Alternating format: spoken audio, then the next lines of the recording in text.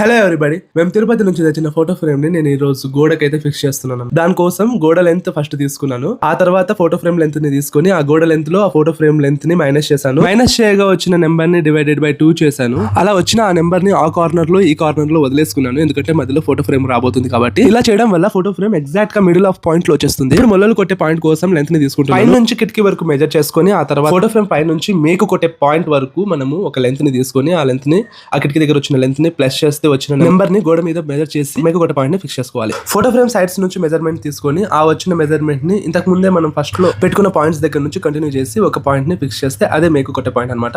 ఇలాగా plumber help తో మేకులు కొట్టించేసి ఫోటో ఫ్రేమ్ ని వాల్ కి ఫిక్స్ చేసాము. గాలిలో కొంచెం ఊగినట్టుగా అనిపిస్తే అటువైపు ఇటువైపు కింద వైపు ఇంకో 2 ఎక్స్ట్రా మేకులు కొట్టించేసాము. ఆఫ్ కోర్స్ మేకులు ఎక్కువ అయిపోతాయి, ఎండ్ ఆఫ్ ది డే మనకి ఫోటో ఫ్రేమ్ ఇంపార్టెంట్ కాబట్టి దాని భద్రత కోసం ఇంకా తప్పలేదన్నమాట. లాస్ట్ కి నేను అనుకున్న పాయింట్ లో ఫోటో ఫ్రేమ్ దిగిపోయింది. మీకు ఎలా అనిపించిందో కామెంట్ చేయండి. వీడియో నచ్చితే లైక్ చేసి సపోర్ట్ చేయడం మాత్రం మర్చిపోకండి.